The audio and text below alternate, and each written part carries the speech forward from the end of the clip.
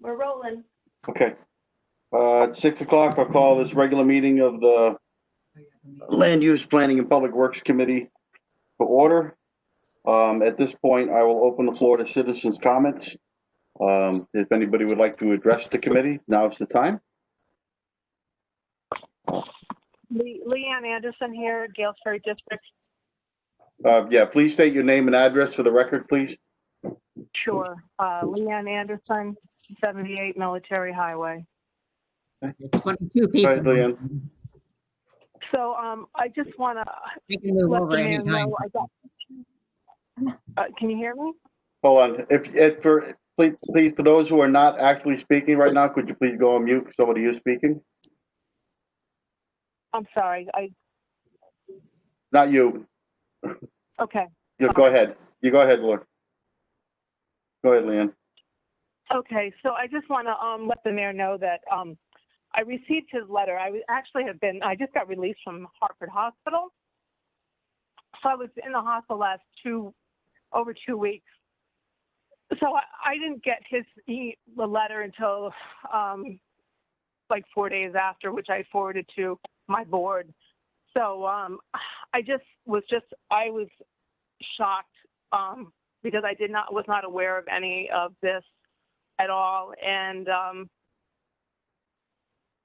I just was a little disappointed that there wasn't some communication, because I really feel communication is really important in any type of, whether it's any type of relationship. And with our relationship with the town, which we spent a lot of time with the town and the town council, making this lease up for Parks and Rec for Parks and Rec to use the building over this time.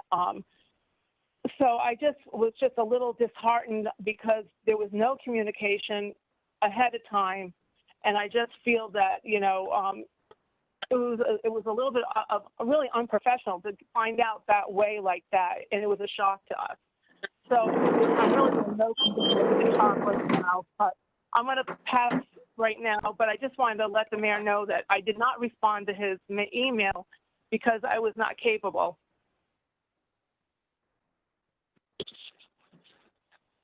Okay. Thank you, Lori. If anybody else would like to address the committee? This is Cheryl Winston from the Gales Ferry District. I would like to read into the record 2 documents that have been sent to the mayor and to the board. Okay, could you please state your name and address for the record, please? Yes, this is Cheryl Winston, 61 Inchcliffe Drive in Gales Ferry.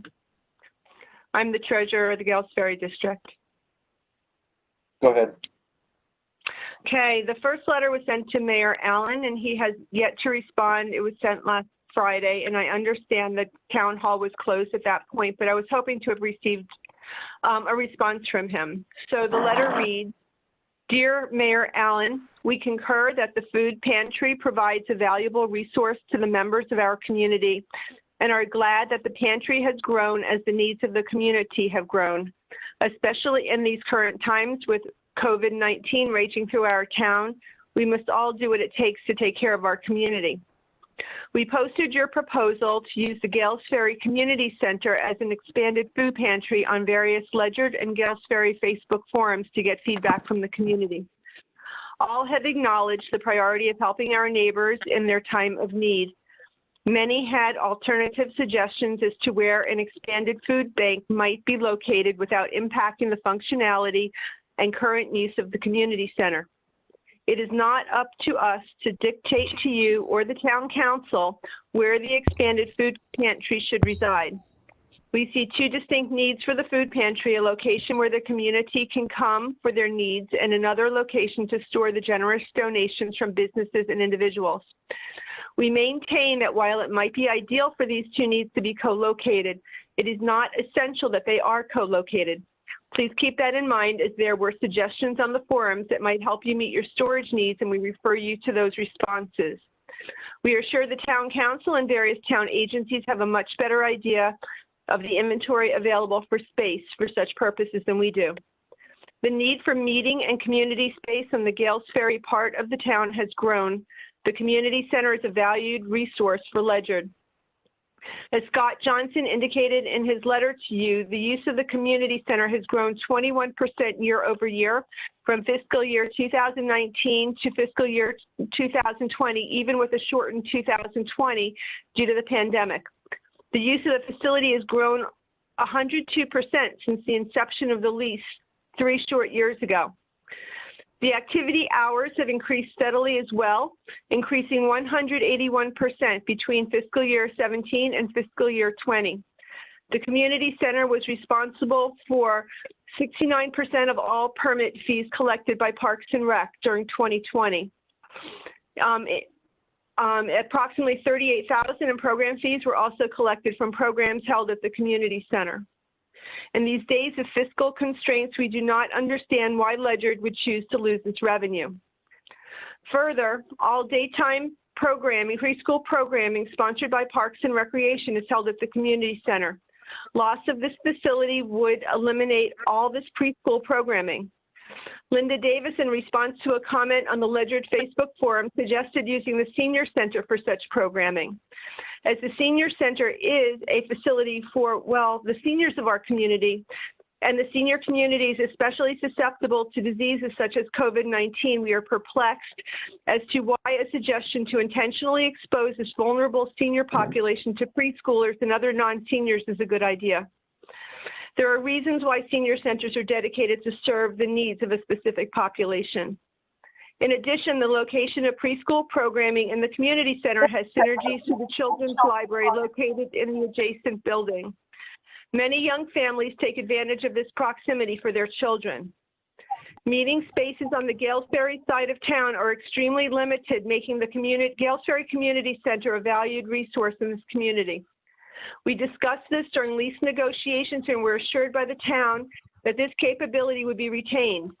In a letter to the district dated June 5th, 2015, Kevin Dombrowski, writing on behalf of the town, indicated that the building would be used in keeping with the Gales Ferry District Board of Directors philosophy and provide activities and projects that enhance the quality of life in our community. However, this wording was not in the legal agreement itself, and you are correct that the wording in the lease does not preclude the use of the community center as a food pantry. Even so, use of the community center as a food pantry is counter to discussions and informal agreements.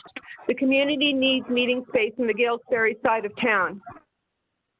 While paragraph 11 titled Use does not preclude the use of the facility as a food pantry, paragraph 6 titled Construction Modification Work requires the tenant, which is the Town of Ledyard, to submit any and all plans and/or specification for the tenant construction modification within the leased premises to the landlord, the Gales Ferry District. And any and all construction modifications within the leased premises shall be subject to the prior written approval of the landlord.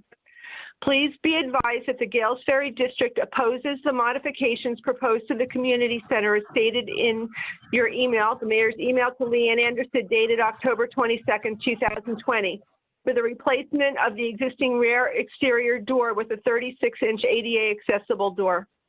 Further, the Town of Ledyard may be in violation of the lease for previous construction modifications performed at the community center without obtaining written authorization from the district. We also understand that the community center for a food pantry may require reinforcement of the floor due to the increased weight load, as was required for the construction of the children's library. And we oppose that modification as well, should it be necessary.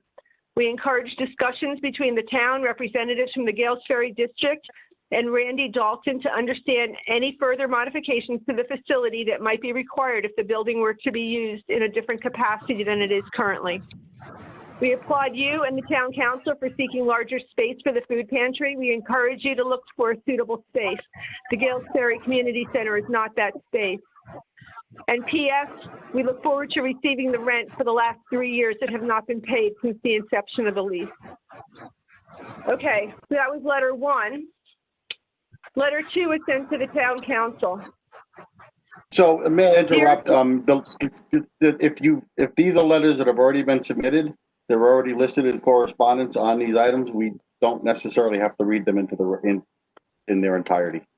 We have them. I just want, So if you want to paraphrase the letter, please, but you don't have to read the letter verbatim. We have the letters in file, and they are attached to this agenda.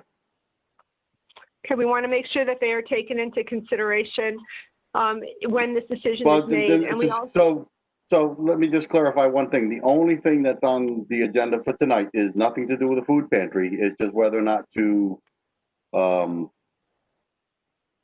provide administrative control of the property, as right now is listed as the Parks and Recs Commission, to the mayor. That is all. And I understand where everybody's coming from, and I'm going to let everybody speak on that behalf, but I just want to recognize that this action, if we take any tonight, has nothing to do with the food pantry. It's just who has administrative control of the property. So I just want to make that clarification. and I appreciate that, but if you read the rest of the motion, it is specifically stating that the reason for this change in control is for the food pantry. But we have a rather lengthy agenda, and like I said, if the letter has already been submitted and is part of the agenda, we don't necessarily have to reread it in its entirety. If you would like to paraphrase the letter, please do, but not unless we have it in the record already. That's fine. I won't read the whole letter. I just wanted to add to the letter to the town council that we did receive a response from Linda Davis, who indicated that today's agenda item was for discussion to use the facility as a food pantry. And I want to say that that's not, I want it on record that that's not what the motion is for. And I encourage people to state what it's going to mean for them. Thank you very much. Thank you. And I'm just going to read right now the motion that's on the agenda tonight. Only states, motion to recommend the town council reassign administrative control of the Gales Ferry Community Center from the Parks and Recreation Commission to the mayor in accordance with the resolution establishing administrative control of town-owned leased or leased properties. That's the only action that we have on the agenda for this evening. May I speak, please? Who is this? This is Ann Finnegan. Okay, please state your name and address for the record, please. Yeah. Ann Finnegan, 53 Hurlbut Road in Gales Ferry, Connecticut. I am a lifelong resident of Gales Ferry and part of the Gales Ferry Community Fire District, and I am so thankful of what Cheryl just read. And everything she stated, I support it 100%. And I would be at, all the meetings when it was just under the district, and we needed enough for having a quorum to be able to even hold a meeting. And I'd get up there, my sister would call me, Leanne Anderson, and we'd get there and we'd hold meetings. And it was always about making sure that this district, had a place where everyone could go and meet, a place. I remember my nephew, going to preschool there when he was little, and it was a wonderful opportunity to say, all right, town, you should be a part of this as well. You should be able to reap all the benefits as well, be able to hold all of these events. I live right here on Hurlbut Road. I drive by the community center every day. And pre-COVID, it was great seeing all these number of people that would have activities at the community center, from birthdays to showers, et cetera, et cetera.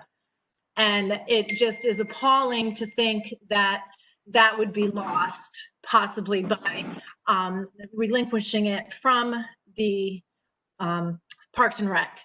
And because that is not what, when we decided and we wrote up the contract, that is not what was the intention. It was more, everyone in this town deserves to use it too. And so let's do that for the sake of everybody. Help Parks and Rec, who was getting needed more facility space. And so I see us going in the opposite direction with this if it's not utilized and maintained the way it's currently being used for the entire town. Thank you. Thank you. Anybody else like to address the commission?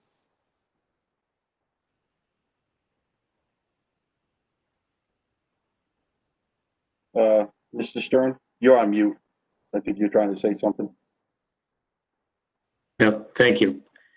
I echo the sentiments of the prior Please speakers.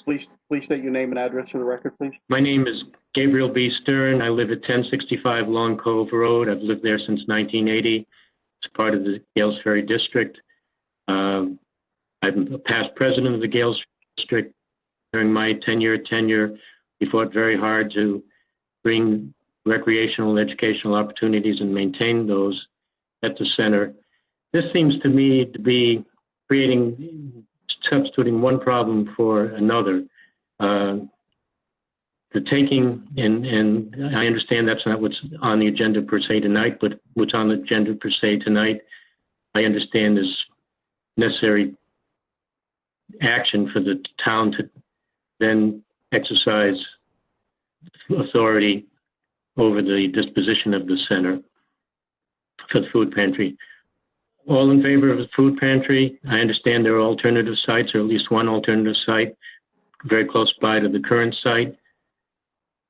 Seems to me that's an easy solution, but disenfranchising folks in Gales Ferry District who have worked very hard to have recreational opportunities in this part of town and have engendered cooperation with Parks and Rec and some great programming. And I understand there's over $40,000 a year of revenue and $500-600 a year of use by Parks and Rec. To displace that for the convenience of a problem that has another solution doesn't make any sense to me. Seems like we're robbing Peter to pay Paul. It's not necessary. It's really makes no logical sense. They always say if it's not logical, it's political. I hope that's not the case. But the district is doing well. People are enjoying from all over town, enjoying the use of that facility, and its current design is for that purpose. To spend money to change it to another purpose when you have the Red Barn option, as I understand it, in Ledyard Center, makes more sense to me. Okay, thank you for your comment. You're welcome. Anybody else like to address the committee?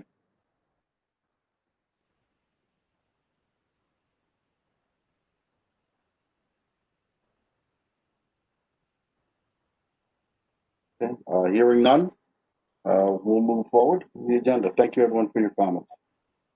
I have no informational items. I'll entertain a motion to review and approve the prior meeting minutes. So moved. Do I hear a second? Second.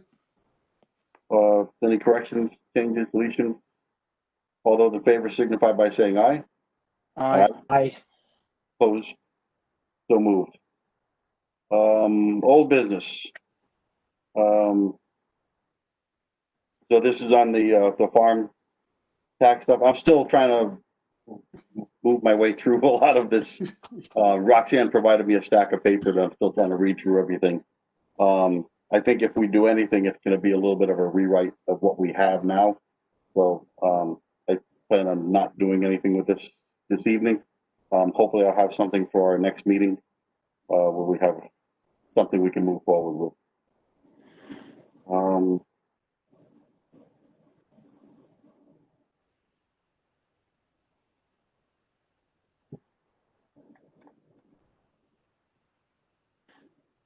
Just want to make a note that Scott Johnson just put on the chat that there's not $40,000 of revenue.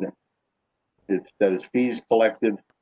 The amount total to about $12,000 in revenue. So I just want to clarify that comment that was made. Thank you, Scott.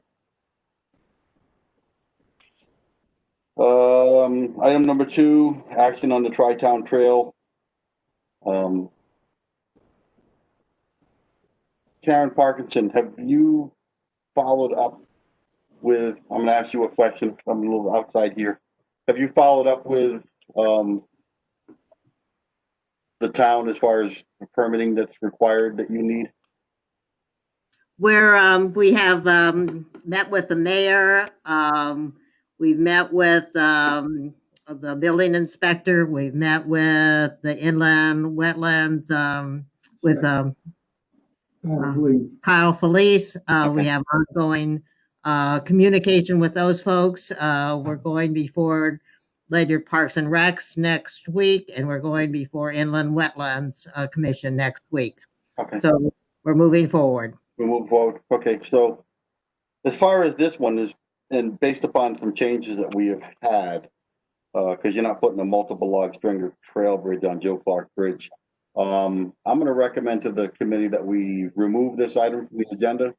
And then once the Tri-Town Trail Committee has moved forward and got the permits and everything else, so without objection, I'll ask that this be removed from the agenda. Do Mike, Tony, you prefer? Yes, fine. Yes, that's fine. Okay, thank you. Item number 3, discussion and possible action, periodic review list of town-owned properties, an update accordingly for the assignment of administrative control.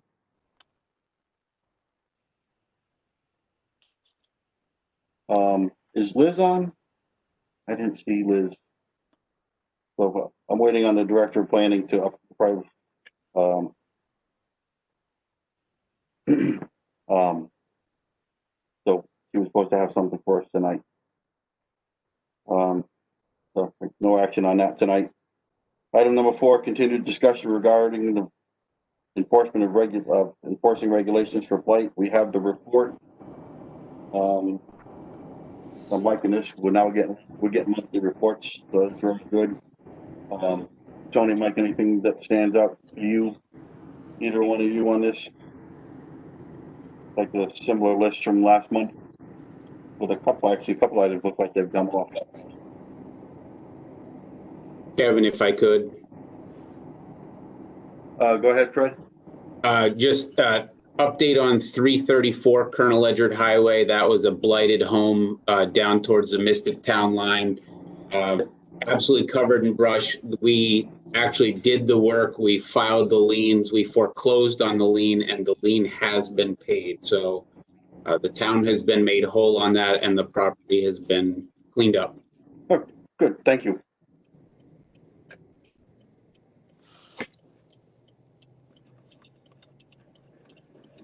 Item number 5, continued discussion regarding progress of enforcing. It looks like it's on the agenda twice. We'll skip item 5, and I have no old business.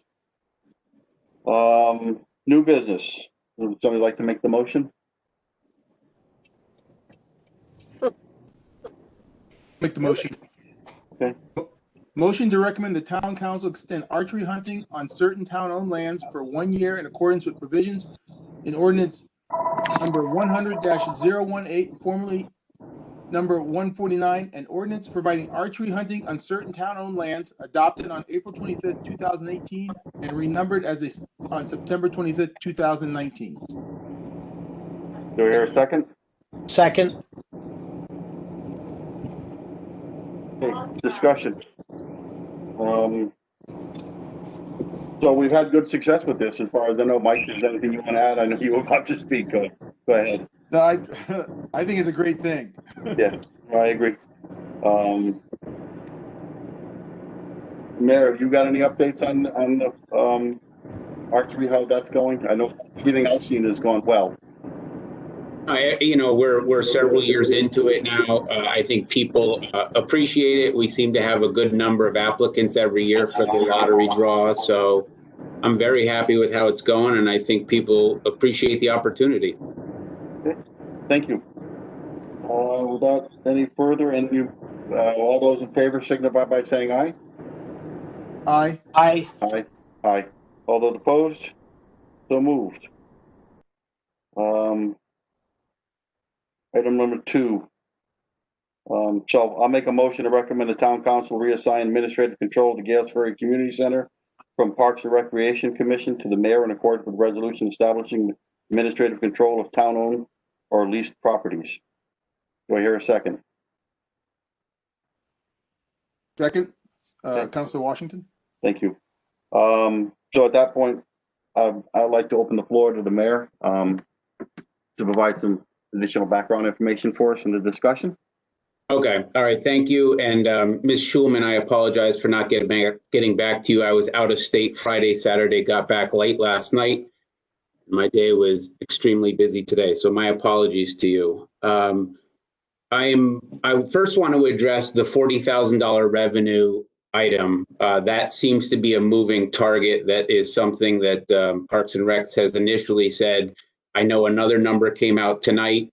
Earlier today, we were told it was about $7,000 of actual revenue plus just over $2,000 in permit fees. So, and that of course would be offset by roughly $6,700 of budgeted utility expense annually for that space. So anyway, I wanted to go into how we went about this process. So the existing food pantry, which is roughly 500 square feet, which includes a walk-in safe area, is very tight. During COVID, and this is only during COVID, but it's still too small, but during COVID, only 3 people are allowed in the building at a time, and that includes any staff. So it's very limited and very difficult. During the summer months, the pantry staff had been operating out of the carriage house building, which is the 6-car garage. If you're facing the food pantry immediately to the right, it was the former food barn for the Ledyard Fair. But that, you know, with the weather changing, that's not really a reasonable option at this point. Additionally, in the Ledyard Congregational Church, the expanse of the food pantry is substantial. There is a stone room that is completely full of food and shelving.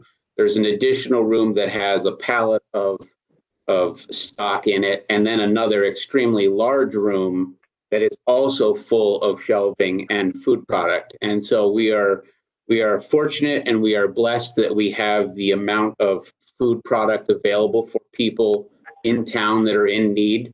I would urge you to look at the United Way's Alice report from 2020.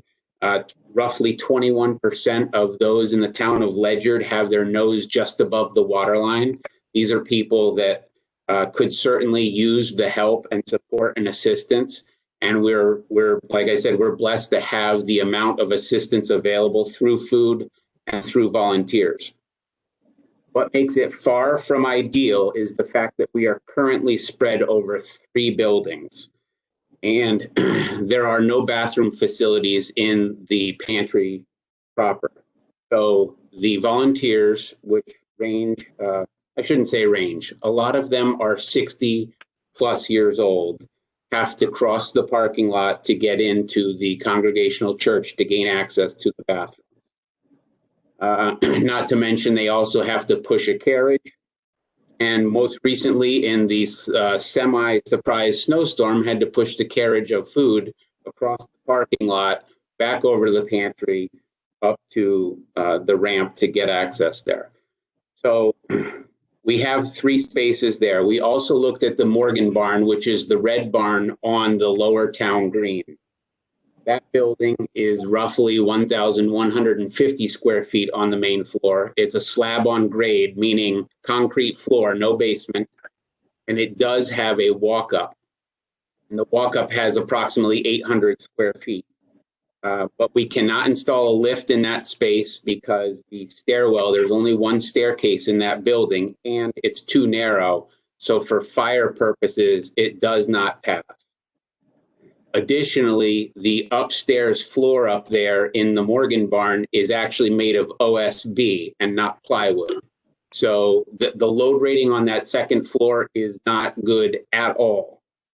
And then on top of that, we have the fact that there is no water in that building. Again, there are no bathrooms, and there is no functioning heating and cooling system in there either. So we'd have to do that as well.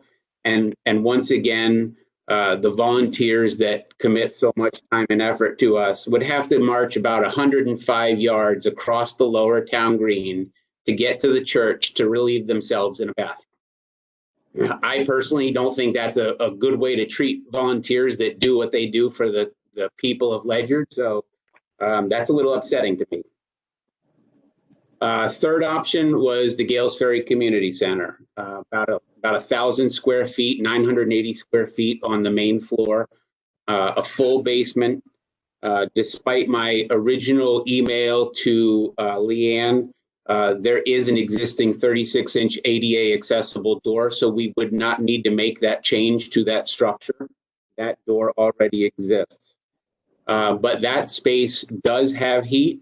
It does not have central AC, though we would like to put central AC in. If the Gales Ferry District does not want us to have that feature, we could stick to the window AC units.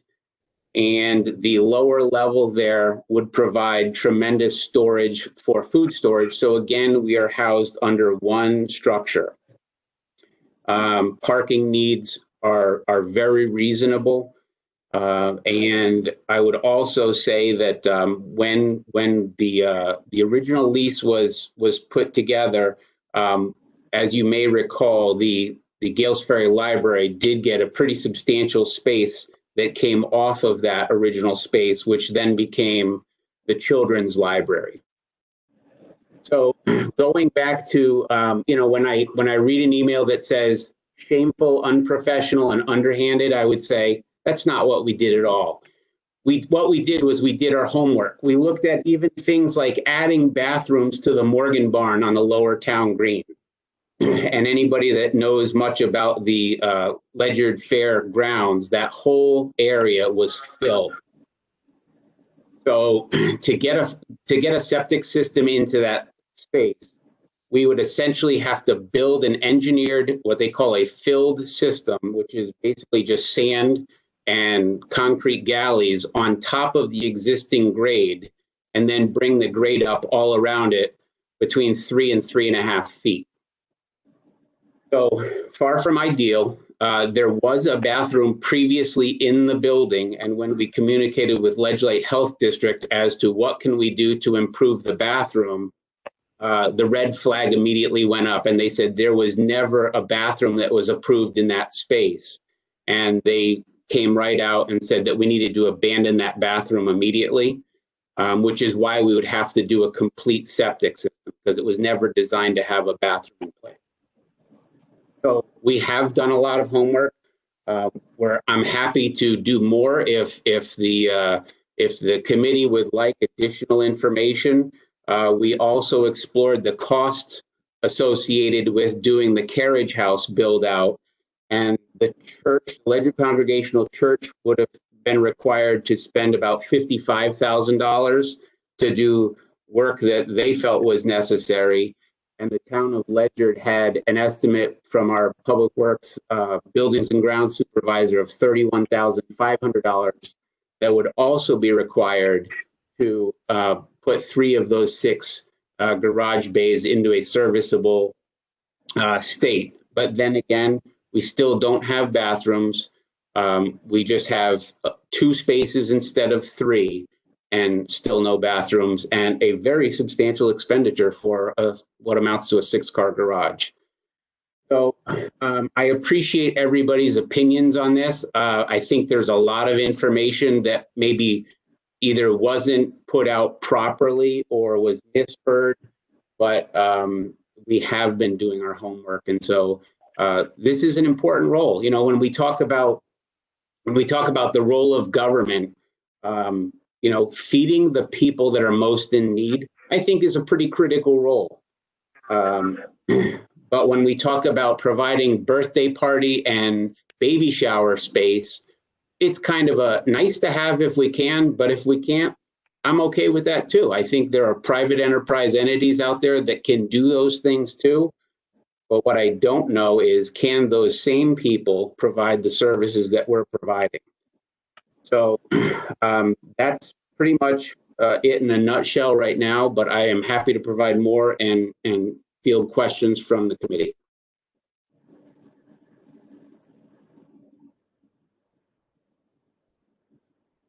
You're on. There you go. My cat was making noise. Mike, Tony, do you have any further questions or comments? Well, I have a quick question. This is Mike Washington, Town Councilor. The question I had is, what you, Mayor Fred, you mentioned that the impact was to birthday parties, or what is that space being used for? This is going to move into? So the current space, Parks and Recs does some daytime programming for younger people. And they also derive some permit fee revenues from that for birthday parties, baby showers, things like that. There are also civic uses that are in there. Places or organizations like the CBs. There are groups that do meet in there, and I would say that those groups could also meet in the Galesbury Library. They could potentially meet in the Senior Center. They could potentially meet in the Morgan Barn in Ledyard. They could potentially meet in the Bill Meeting Room at the Bill Library. There are a number of options that we could still handle a number of those uses. I just wanted to temper the enthusiasm of the $38,000 to $40,000 revenue stream, because it's really not. And when you take the actual revenue and back out from that the $6,700 of utility costs, you're left with a couple $100. Oh, I was just wondering, because if the ability to staff, not so much staff, but redeploy them to the, like you said, the senior center or Bill Library, using that spaces. And COVID is here. It's not going to be here forever. It's like every other disease we've ever had, in my opinion. At some point, you come up with a vaccine, and then this turns into the typical flu type situation. So I don't see the senior center as being a bad place to do services for Parks and Rec, in my opinion. Counselor, I agree with you 100%.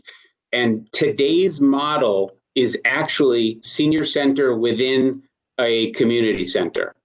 So, and I'll give you a great example. The town of Wyndham right now is constructing a brand new facility, which is a community center, which houses the senior center within it. So contrary to some lines of thought tonight, combining those two services is not out of the ordinary. In fact, it is the ordinary today. I personally would have given a choice, if we're going to add space to some place, just looking down the road, expanding something. The idea would be, in my opinion, would be to expand the senior center, so it's more of a community center, overall community center, because that way you have both the older part of the population and the younger part of the population in the same sort of, not direct environment, but closely aligned in the building, so you get kind of a little synergy going on. So yeah, I agree. And I like the thought of each time you have a footprint, you have an associated cost with that footprint. So for every structure that we have care and maintenance of each structure. We have utility costs of each structure. We have staffing. So I agree with you fully that if that could be expanded under one roof, it's far superior to having more roofs. I'm good. Thank you. Tony, you had a question? Just a couple of comments from me. First of all, I want folks who are listening in to fully understand that I take the community center space very seriously. Most towns around us don't have a community center. They would love to have one. So these issues that we're having are a good thing. We've got some options. I think from my point of view, I want to see it broken down as to how much use does the senior center get? How much, what is the exact cost for getting the community center into a pantry type, ready to operate facility? These things may not be very easily quantitative, like income or expense, but as a citizen myself, I have no real concept of how much use that senior center gets, how much space is utilized, how much does Park and Rec use. Now, part of that is shame on me. I haven't done the research as of yet, but these are the questions that are coming up in my mind as we start to go through this process. But I do want to stress that the idea of a community center to me is very important. What that incorporates, as Mayor Fred said and Councilor Washington, may be evolving. Maybe it becomes something more than just a place for birthday parties and showers. Maybe we have to develop that further into a community center under one roof, as we've been speaking about. I, for one, I have not made a decision. I don't have enough information. So when I was reading the comments online and reading the letters, my only thought was there's no reason to panic. This is something that we're going to have to look at. We're going to make a decision based on the numbers or the information that we collect. And I also, go ahead, Mike. I just want to, I want to kind of follow up with the Councilor Sibilia. One of the things is, from a community perspective, if we're in a situation where the pantry is growing to that extent, okay, and the value, there's always a value of the community center, places people can go that are kind of like an inviting location. So people may not like to hear it, but it may ultimately end up through this process to find out that you've got to expand the building. You know, and it may not be the first choice, but holding on, the ability, in my opinion, to be able to go meet someplace on town property, like a community center or such, is a big plus than having to go and say, you know what? Yeah, I want to do a little party event in my town with some kids, and I want a place I can do it in town that's relatively simple. I don't want to go pay an arm and a leg, you know. And on the tax side, and I know people don't like taxes, but it's a small. If it means we got to expand the building down the road to accommodate, let's face it, the food pantry is growing because of the conditions we're in. And if that's the case, and it needs space, and we're eating up other spaces, it doesn't necessarily mean we have to give up those other spaces long term. That's it. Thank you. Right. And one other question that I have for you, Mayor, is that you've laid out the cost estimate to do renovations to the carriage house for making that storage. Understand either way, still doesn't get you a bathroom. Same thing with the Morgan barn itself. But what is the cost to move the pantry to the community center? There's got to be some cost involved in that as well. And then the second part is, would the pantry, in this part I have not been able to get clear in my mind either, how much of that space would the pantry take over? 100%, so it would be exclusive to just the pantry, or would it only be a portion of where the community center would still be used for active events as they is today? Maybe not all of it, but part of it. And some, understand, some's going to be used for storage.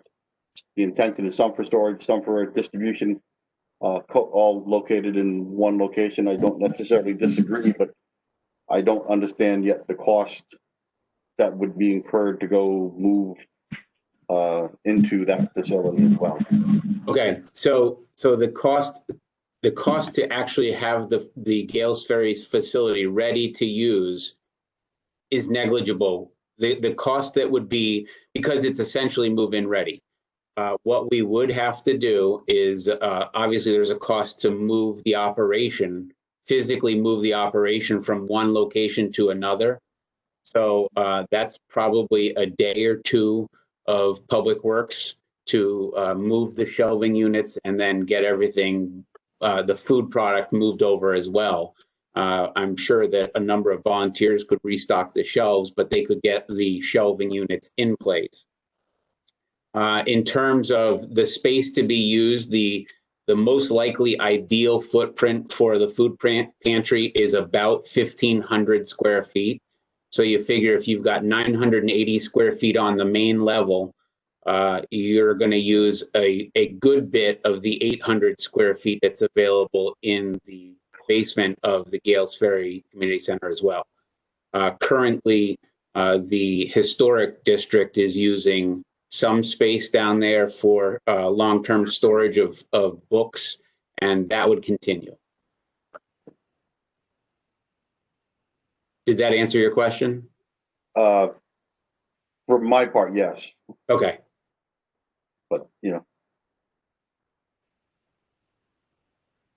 And like I said, you know, the central air conditioning, I understand Ms. Schulman doesn't want the town to add central air conditioning. And if that's the case, we can live within that if we get to that point. Just out of curiosity, Mayor, I know from having been inside the library there on numerous occasions, there for the age of the building, going back, and this was brought up in one of the letters that came in, was a weight capacity. So what are we actually storing on the first floor versus down in the basement? Is there analysis being done, or is anything being done making sure that there's not an overstressing? I know if we're taking, there's no books in that area, so I don't know if if it's gonna have to be shored up. Has that been looked at by at all? No, it has not yet. I can bring our building official in to take a look at it. What I would tell you is that the shelving units are, they're just chrome wire shelving units. These are not units that are holding a lot of weight. I would say each unit is probably not holding more than 50 to 60 pounds if I had to guess, but I'm not going to guess. We're going to instead look at them and then have Randy look at that and look at the floor itself to be sure. But I'm assuming the bulk of the stuff will be downstairs anyway, since you don't need it all on the first floor. Correct. You don't have to stock every can of food that you have on that main floor. You can replenish as needed and keep moving product out with expiration dates and whatnot. Gotcha. Yep. Thank you. Welcome. One other question I have too is, I know you made the comment that the current facility, you're limited to 3 people in the building at any one time. Would that change if you were in the community center? Yes, that would increase because the community center is literally double the size. So I think that we can reasonably, very reasonably, and we can confirm that, but we are allowed, it's what, I think it's 9. The normal load in the existing facility is 9, which is half of the space at the community center. So I would believe that the current limit of 3 people is probably 6 to 8, but that's something that our emergency management director Jim Mann can determine based on square footage and what the governor is currently allowing. Okay. So I'm thinking, based upon the questions and comments tonight, Mayor, you owe us a little bit more information. So when I don't think we can act on this. Mike, Tony, disagree? I think the more information we get, the clearer the decisions that have to be made are going to be. Right. So with that, I guess I'll make a motion to table. Yeah. I make a motion to table the motion. Do I hear a second? Second. Okay. Any discussion? All those in favor of tabling the motion signify by saying aye. Aye. Aye. Aye. Opposed? So moved. Motion's been tabled. Sure. Go ahead, Linda. Yes, I just wanted to mention that today the food pantry representatives, the mayor and the Parks and Recs Commission and director, some of the members of the Parks and Recs Commission and the mayor met at the food pantry. And I have invited and have been inviting anybody that would like to see the operation to please stop by. Councilor Malone did stop by, but we are there, and please feel free to call or schedule a time, and we'd be happy to schedule a tour. I think it's pretty eye-opening if you actually see the operation. It's very difficult to understand what actually happens there without seeing it. Thank you. Thank you. Okay, moving on to the next item, discussion regarding security and safety concerns regarding park on East Street. So I don't know if everybody read the letter that we received that was addressed to the mayor regarding the park over on East Street and some what had been reported by I can't remember the gentleman's name now. No, his first name is Kevin Davis. Kevin Davis. But what he has seen as illicit activities happening at that park. Mayor, do you have anything to add on this? Yes, we met with Mr. Davis this morning. Scott Johnson was present, as well as Chief Rich from the police department. And we had a discussion around what we could do to, maybe make the park a little bit more secure, a little safer. There are activities that are happening there that we do not want to be happening. And there are a number of children living within the Christie Hill subdivision that would like to be able to use the park, and families that would like their kids to be able to use it safely. So to that end, we had discussions about adding some lighting, some exterior lighting to the lot because it's dark there at night like it is now, and people park in there, and we don't know what's going on. So adding lighting would be one thing. We're also talking about adding security cameras that will provide us an eye view of the same facility. We're also talking about thinning out the trees and the brush that is at the front of the park so that you can see into the park and the parking lot much better. So that, again, when people are out of sight, they may be doing things that they probably wouldn't do if they were more in sight. So, and then lastly, we are going to be talking to SQA, Southeastern Connecticut Water Authority. They have the adjacent property. You probably recall it was contaminated last year, I believe it was. Yep. And we're going to be having a conversation with them because apparently their fence and their level of security is pretty suspect on that piece adjacent. So we're going to try to get them to make some improvements there too, since that's also part of this problem. Okay. Yeah, and that was one of the things that Kevin had put in his letter, or Mr. Davis, I should say. But yeah, that's kind of concerning of easy gained access into a public water supply system. I'm not really sure. I know, Linda, you put this on our agenda. I'm not sure what land use really can do about this other than just keep an eye on it. I'm wondering if also maybe this should be also referred to Mike Community Services for keeping an eye on as well. Kevin, I think I put it on the agenda just to, so that everybody could be aware. Okay. I think it's a pretty serious issue, a very serious issue. And since it is a property that, you know, is under administrative control of well, not the council, but of course we dictate that. But I just thought it was good for everybody to be aware, and it doesn't hurt for those things to be called attention to in case anybody's paying attention. No, and I don't disagree.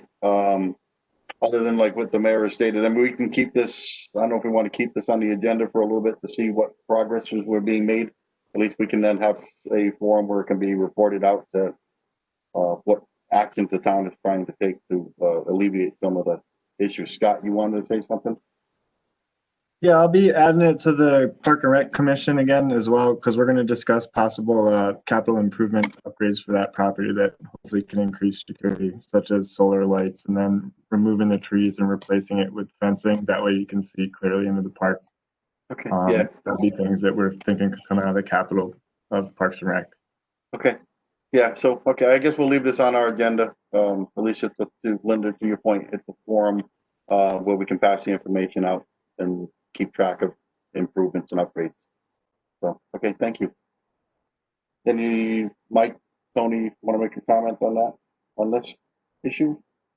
I'm gonna have to walk the property because I didn't even know the place existed before I saw the emails. Like, where is it? I Googled it, so I know where the location is, and it is really obscure. Yeah, it's not well known. I do agree with that. I knew about it. I personally have never been there myself either, so I probably should do the same as you. I had a question. I'm not from Ledyard, so bear with me. Has that been a long-term issue in town?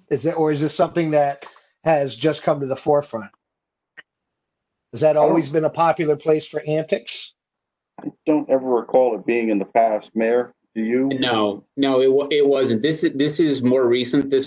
I would say this is within the last 3 or 4 years at most. Yeah. I do recall an email from Mr. Davis in 2019, and he identifies he has a neighbor over there that has a Ring video doorbell, and they captured somebody. I guess it was a teenager doing donuts in the parking lot with his pickup truck. The police did pursue that and came to a resolution on that. But no, it's fairly recent, and part of what came out of today is the chief has assigned the overnight patrol to visit that location 3 times per overnight shift to try to monitor behaviors there and see if we can start changing it. So between Scott's work, probably Public Works, the police, and myself, I think that we will effectuate some change there. Okay, very good, thank you. With that, I have no other new business come before the committee. I entertain a motion to adjourn. So moved. Second, Second? meeting's adjourned without exception at 6:55 p.m. Thank you, everyone, for attending. Thank you all. Thank you. Thanks. Have a good night.